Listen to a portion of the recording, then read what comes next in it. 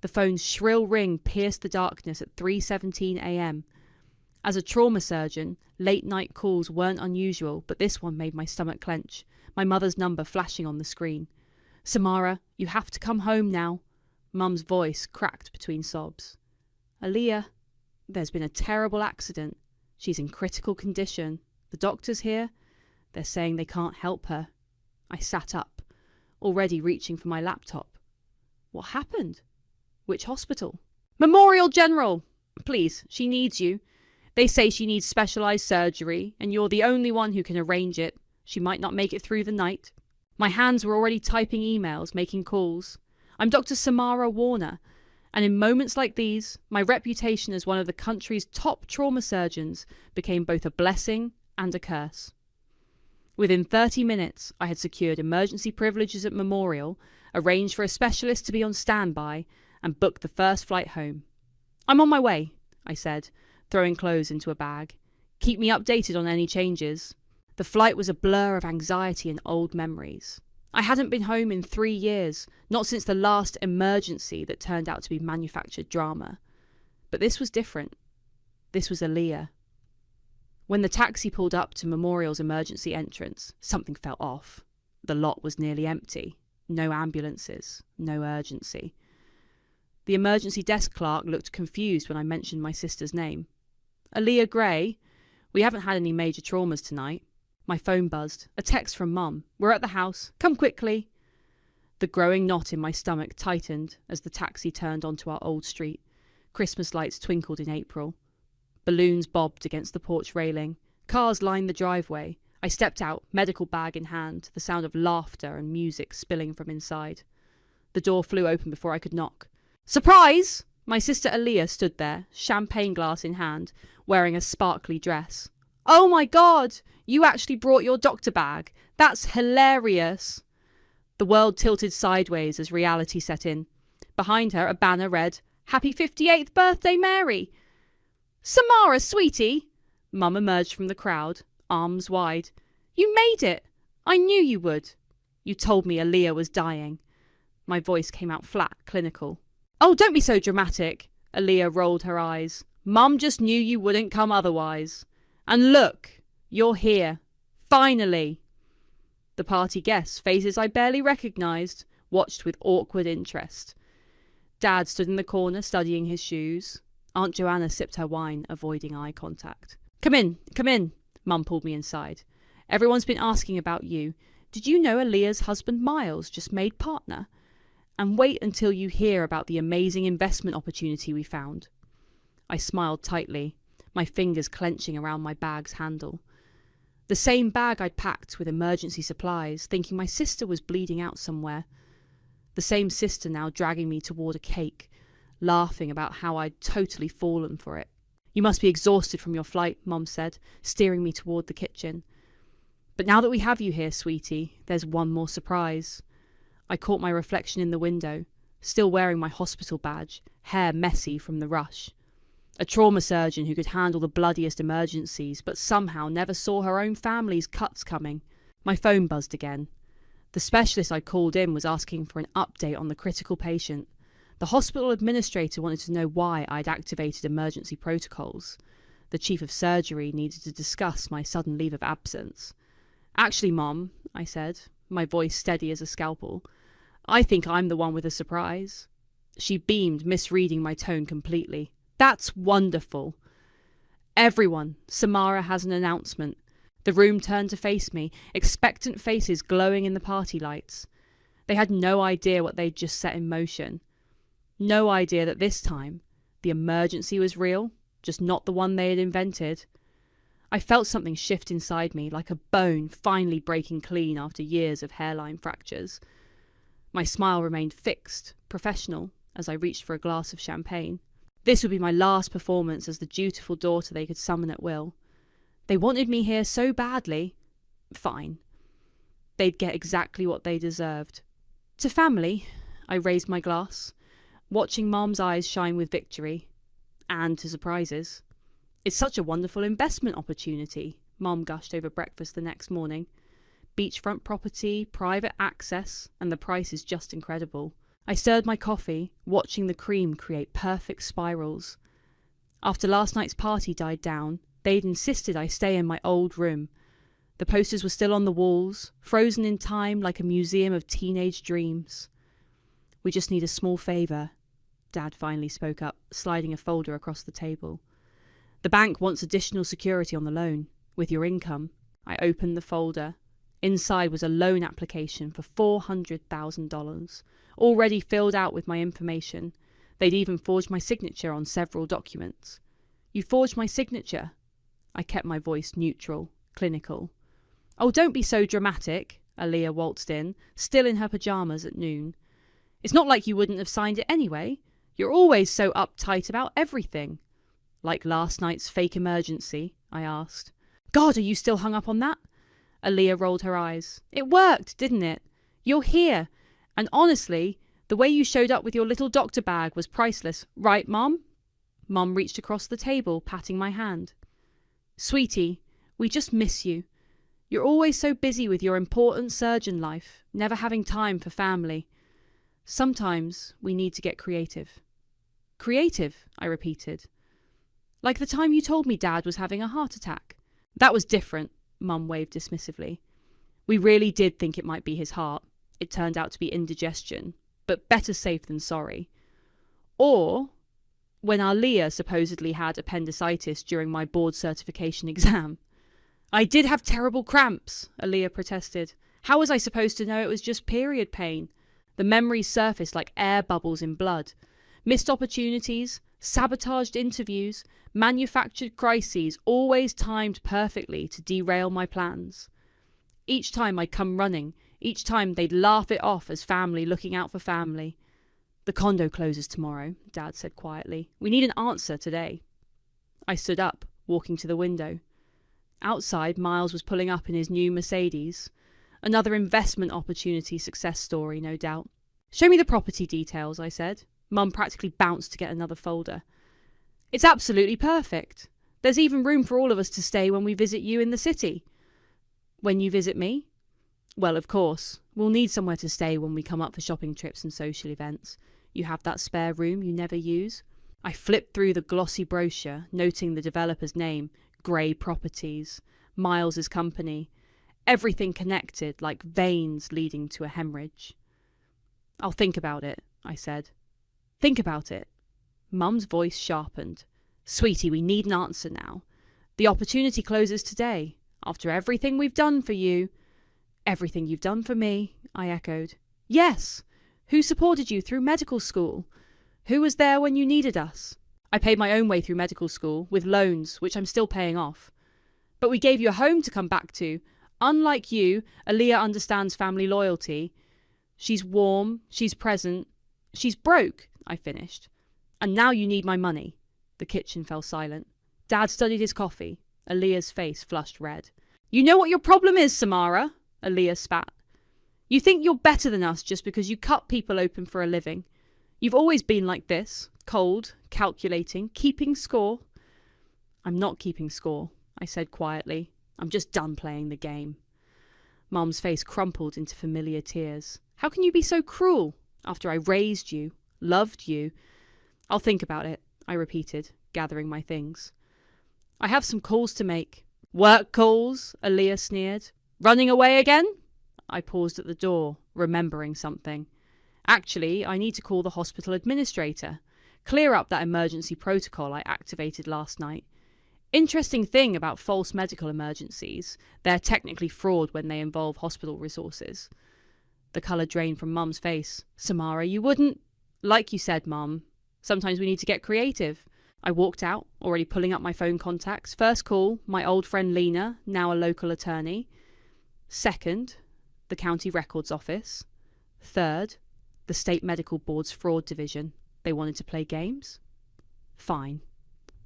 But this time, I was changing the rules. Behind me, I heard Mom's voice. She'll come around. She always does. I smiled. They had no idea what was coming. Holy shit, Samara! Lena spread the documents across her desk. This is way bigger than family drama. These property deals, the zoning changes, there's serious fraud here.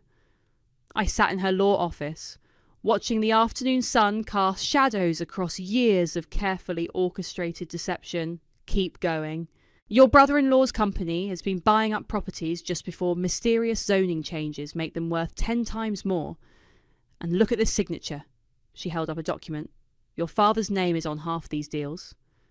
Dad's always been their rubber stamp. This isn't just rubber stamping. This is criminal liability. Lena leaned back. Does he even know? My phone buzzed. Another text from Mum about the condo deadline. I ignored it. What about the trust documents? I asked. Lena pulled out another file.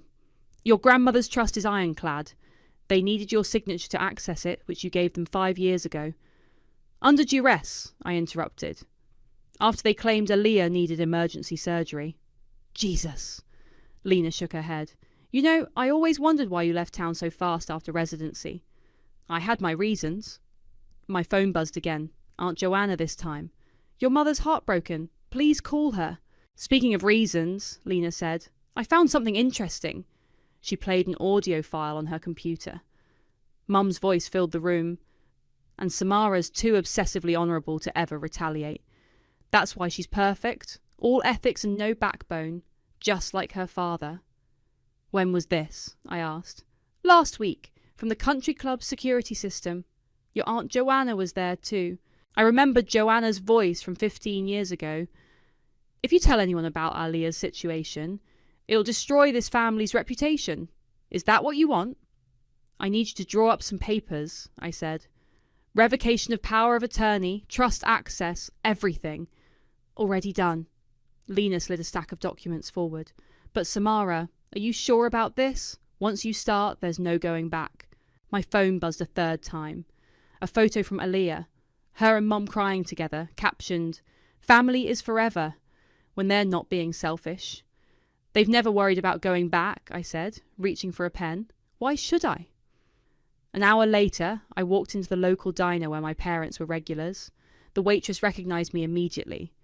Dr. Samara, your mum was just here bragging about your visit. She mentioned a beautiful beach condo. Really? I smiled. Did she mention where she got the money for it? Back at the house, I played the perfect daughter. Listened to Mum's hints about the loan deadline. Nodded at Aaliyah's pointed comments about family loyalty. Watched Dad shuffle papers in his study, oblivious to the noose tightening around his neck. I found some old photos, Mum said over dinner. Remember this one? Your high school graduation. You almost missed it because you insisted on doing that hospital volunteer program. The program that got me into medical school, I noted.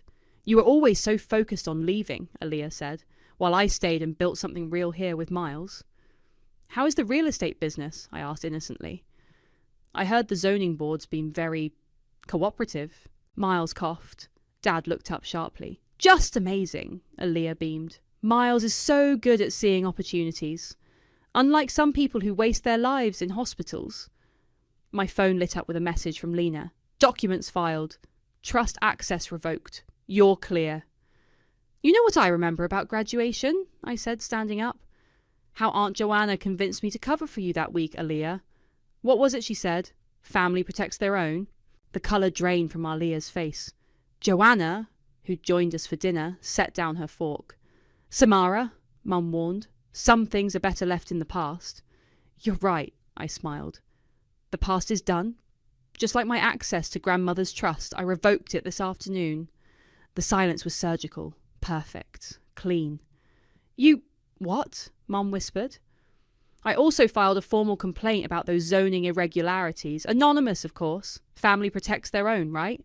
You can't do this, Aaliyah started. Actually, I can. And I did. Consider it my contribution to family loyalty.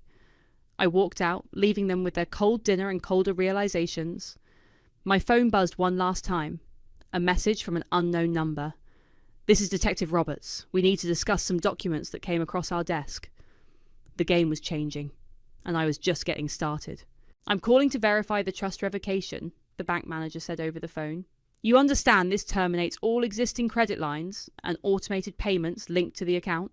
Yes. I watched the sunrise from my hotel room, having moved out of the house last night. And I want a complete audit of all transactions from the past 5 years. Of course, Dr. Samara. And regarding the mortgage payments for the property on Oak Street, stop those immediately. A knock at my door interrupted the call. Aunt Joanna stood there, perfectly coiffed despite the early hour. "We need to talk," she said, pushing past me into the room. I ended the call. "About what?" "Old times, like when you helped them hide Aaliyah's abortion while I took the blame for missing that scholarship interview. You were stronger. You could handle it." Joanna paced the room. "Aaliyah was fragile. Fragile enough to destroy my reputation at church, to let Mom tell everyone I was acting out when really I was covering for her precious baby. That was 15 years ago. And nothing's changed." I pulled out my laptop, turning it to show her the screen. "Except now I have proof of everything."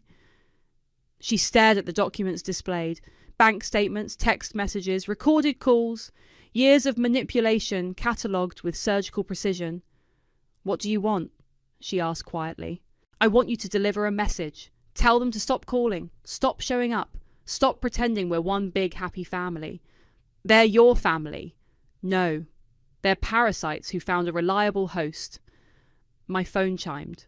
An email from a local reporter responding to my tip about zoning irregularities. Another piece falling into place.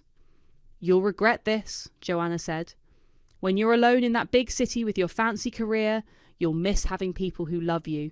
"Love me?" I laughed. "Let's talk about love. Remember when Mom convinced the medical school board I was unstable because I wouldn't defer my admission to help with Aaliyah's wedding? She was trying to keep you close. She was trying to keep me controlled. But that's over now." Joanna's face hardened. "You think you're so clever with your evidence and your plans, but you're still that scared little girl who needed family approval." "You're right. I was scared. Not anymore." After she left, I met with the reporter at a coffee shop across town. She took notes as I laid out the story, my identity hidden under the pseudonym Ruth Kessler. "This is explosive stuff," she said. "The zoning fraud alone." My phone buzzed. A voicemail from Aaliyah. "Sam, I need you for real this time, please." Something in her voice made me pause. Not the usual dramatic flair. Real fear. I played it again, analysing each tremor and break like reading vital signs. This wasn't another manipulation. Something was wrong. The reporter was still talking about deadlines and sources. I held up a hand. "Give me 24 hours before you run anything," I said. "There might be more to the story." Back in my hotel room, I called Lena. "Can you check police reports from last night? Anything involving Aaliyah or Miles?" She was quiet for a moment. "There's an incident report. Aaliyah was picked up for reckless driving. Blood alcohol level was significant. Let me guess, no booking record? Someone called it in as a medical emergency. She's at Memorial now." Of course. Their favourite play. Turn crimes into medical issues. Make everything disappear with the right connections. Another call came in. "Mom. Sweetie, about what happened. We can discuss it later. Right now, we need your help. Aaliyah's in trouble." "Real trouble or manufactured trouble? Please," her voice cracked. "The hospital is asking questions about her blood work. If you could just talk to them." I ended the call, staring at the growing web of evidence on my laptop. One signature from me could make this disappear. Keep it out of the papers. Protect the family name one more time. My finger hovered over the reporter's number. Delete the story? Help them cover it up again? Then I remembered Joanna's words. You were stronger. You could handle it. I dialed a different number, the district attorney's office. "This is Dr. Samara Warner. I need to report an attempted medical fraud at Memorial Hospital. Sometimes the kindest cut is the one that finally lets the infection drain." My phone lit up with another message from Aaliyah. "If you don't help me, I'll lose everything." "No," I whispered to the empty room. "You'll just lose your safety net. Welcome to reality, sister." The police station's fluorescent lights cast harsh shadows across Aaliyah's mascara-streaked face.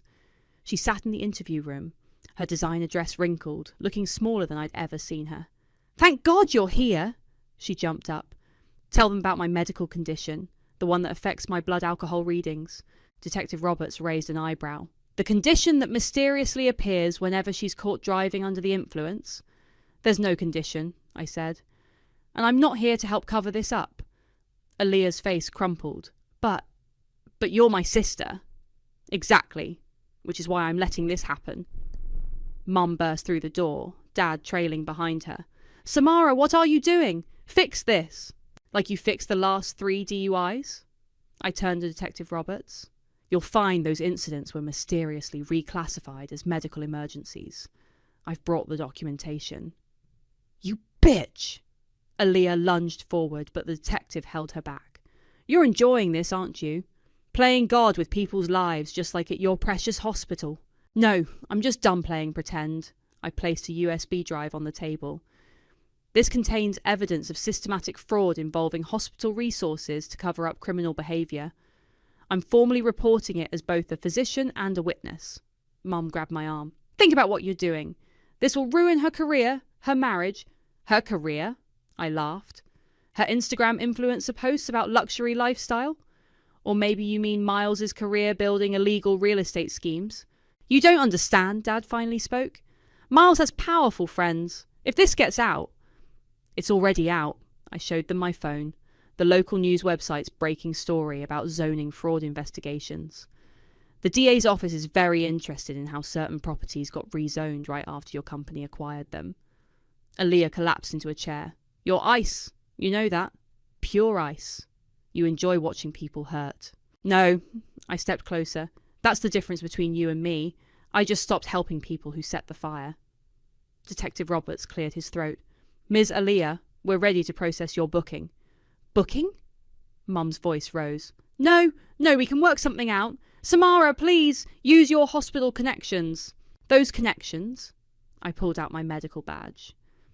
They're investigating every case where I was asked to intervene. Every emergency you manufactured. Every time you used my credentials to bypass the system. You'll regret this, Aaliyah hissed as the officer led her toward booking. When you're alone in your perfect little life, you'll realise what you threw away. I watched them fingerprint her, thinking of all the times I'd cleaned up her messes, covered her lies, enabled her chaos.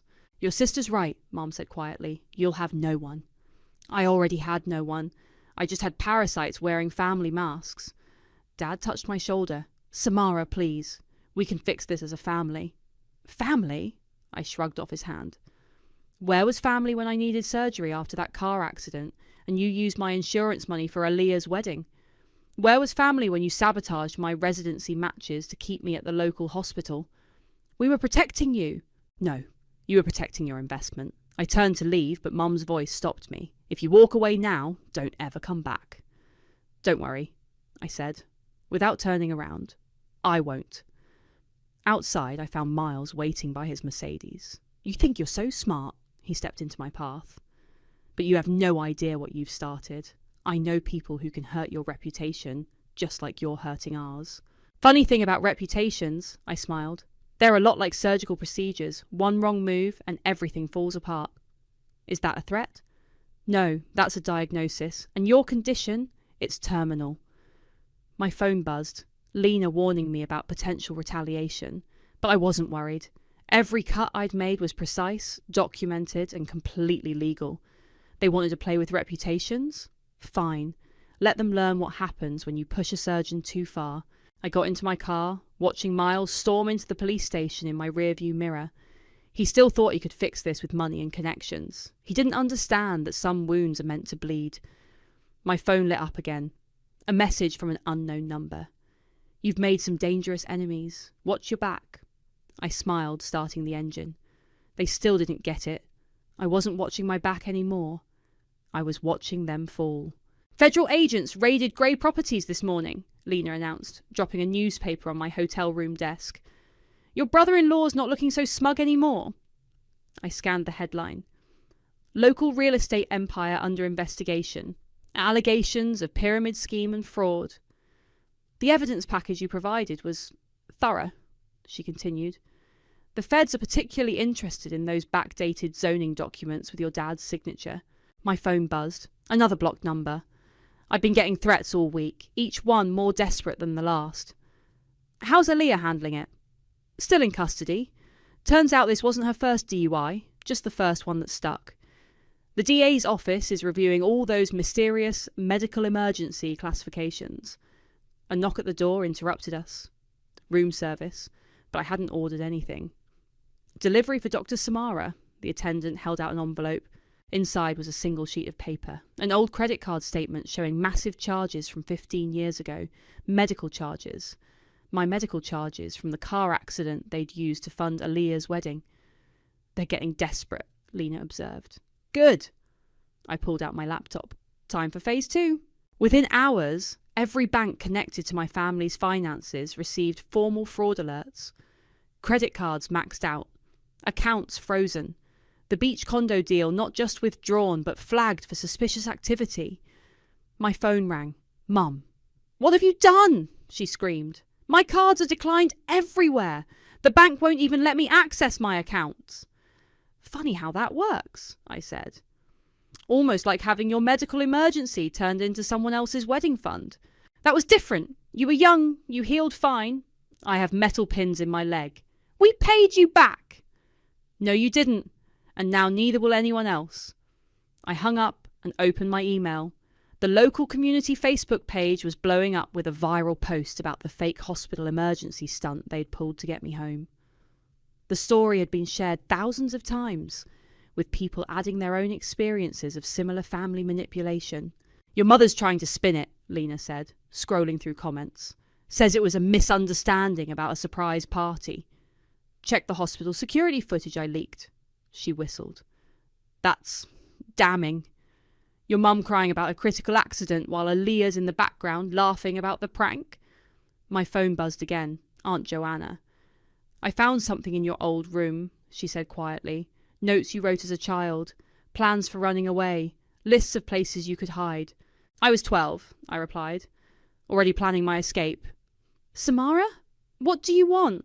What will it take to end this? I walked to the window, watching police cars pull up to my parents' house. It's already ending. The DA just froze all assets connected to the real estate scam. Dad and Mum are named participants. They'll lose everything. Like I lost my trust fund, my insurance money, my peace of mind. A commotion outside caught my attention. Officers were leading Dad out in handcuffs while Mum screamed at them from the porch. Neighbours gathered on their lawns, phones recording everything. You've destroyed this family, Joanna whispered. No, I just stopped letting them destroy me. After hanging up, I opened my old medical records, the ones from the car accident, 16 years old, metal pins in my leg, while they used the insurance payout for Aaliyah's dream wedding. She needs this, they'd said. You're stronger, you'll understand. My phone lit up with a news alert. Local business owner arrested in federal fraud investigation. Miles's mugshot stared back at me, his smug smile finally gone. You did it, Lena said softly. You actually did it. Not quite. I pulled up one last email. My resignation letter to the local hospital board, along with evidence of every time they'd helped cover up my family's emergencies. They're saying you're heartless, Lena warned, that you enjoyed watching them fall. Maybe I did. I hit send on the email. Maybe that makes me exactly what they always said I was, cold, calculating, distant. Or maybe it makes you free. Outside, more police cars arrived. More neighbours gathered. More phones recorded the fall of the perfect family facade. My phone buzzed one last time, a text from Mum. Please, we're still your family. I typed back 3 words. No, we're done. Then I blocked her number, along with every other connection to the life they'd tried to trap me in. Let them call it heartless. Let them call it cold. I called it survival. The community centre buzzed with whispers as I walked in. 3 weeks had passed since everything exploded, and the small town's gossip mill was still churning at full speed. Did you hear? A woman stage whispered. Mary's house is being foreclosed. After all that talk about their beach condo, I kept walking, heading toward the office where Mum volunteered, or used to before everything fell apart. Her desk was already cleared out, her name removed from the volunteer roster. Dr. Samara, the director intercepted me. I assume you're here about your mother's accusations. What accusations? She handed me a letter, Mum's handwriting, claiming I'd forged documents and orchestrated a vendetta against innocent people. Everything I submitted is authenticated, I said, pulling out my phone. Would you like to hear the recording of her admitting to the hospital fraud? That won't be necessary. Her credibility has been questioned lately. Outside, a crowd gathered around the courthouse steps where Dad was entering for his plea hearing. He'd aged decades in 3 weeks, his shoulders hunched under his suit jacket. Samara! Mum's voice cut through the murmur. She pushed through the crowd, designer handbag replaced by a worn purse. You have to stop this! Your father's taking a plea deal. Good, he should. They're saying 3 years. Prison, Samara. Your own father. The same father who signed fraudulent documents using my credentials? Who helped steal my insurance money? We were desperate. The market crashed. Aaliyah's wedding plans were already... Save it for your Facebook posts, I cut her off. The ones claiming I'm mentally unstable, that I'm destroying the family out of jealousy. Her face crumpled. I'm your mother. Everything I did was to keep this family together. No. Everything you did was to keep your control. Please, she grabbed my arm. Miles is in jail. Aaliyah's marriage is over. She's moving back home, what's left of home. We need you. You need my money, my connections, my silence. I need my daughter. You had your daughter. You just couldn't stop using her. The courthouse doors opened. Dad emerged looking shell-shocked. The plea deal was done. 3 years, Mum whispered. And all our assets frozen. Where will we live? How will we survive? The same way I did, without family support. My phone buzzed. A job offer from a prestigious hospital in London. A fresh start, an ocean away from the wreckage. Dr. Samara, a reporter pushed forward. Any comment on your family's involvement in the real estate scandal? No comment. I started to walk away. What about the viral posts about fake medical emergencies? Any response to accusations that you're heartless for exposing your own family? I stopped.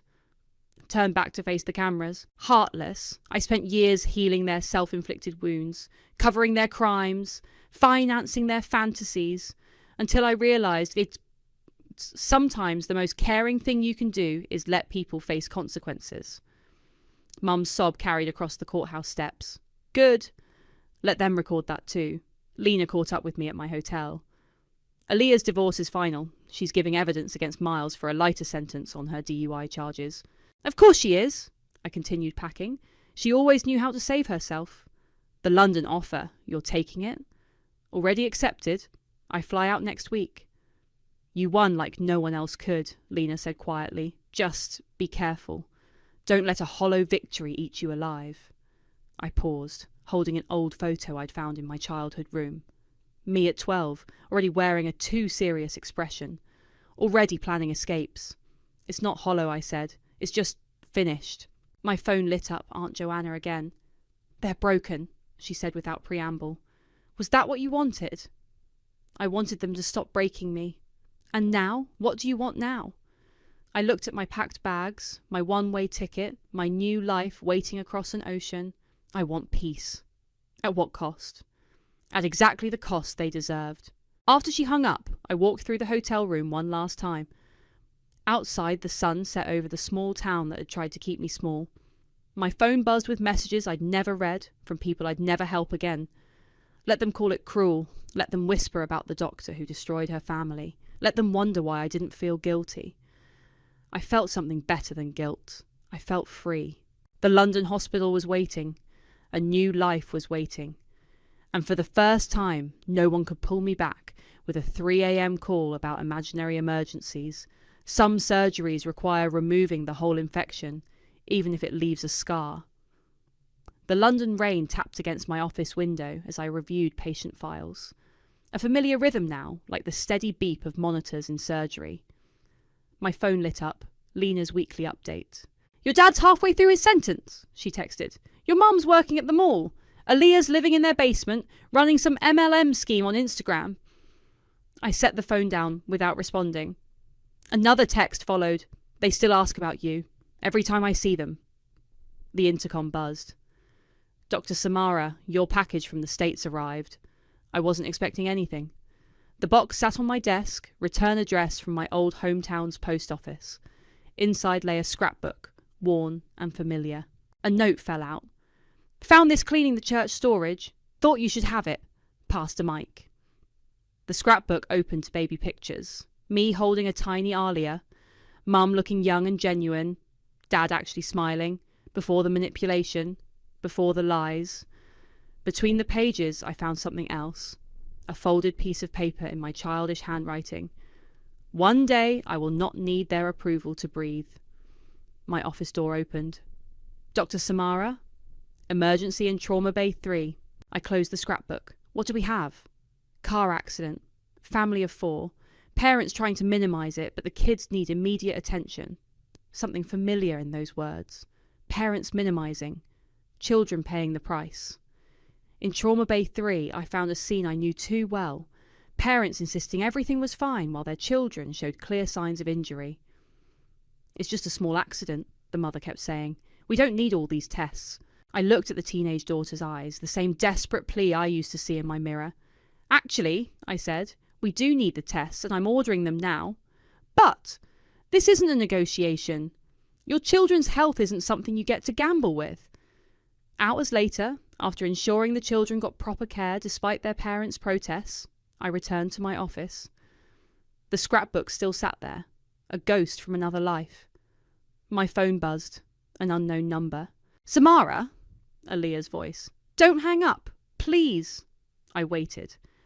I get it now. Why you did it. All of it. She paused. I'm in therapy. Real therapy. Not Mom's friend who called everything stress-related. Why are you calling? Because I found my own old journals, full of the same things yours probably were. Escape plans, hidden money, desperate prayers to be somewhere else. I thought of the teenage girl from Trauma Bay 3. But you stayed. I was weaker. No, I said. You were different. That's not the same thing. Silence stretched between us, filled with unspoken histories. I'm not asking for forgiveness, she finally said. Or money. Or anything, really. I just needed you to know I understand now. After she hung up, I opened my laptop. The hospital's charity foundation page showed a new donation, anonymous funding for youth trauma counselling. My phone lit up again. Lena. You okay? She asked. Aaliyah told me she called. I'm fine. Are you? Really?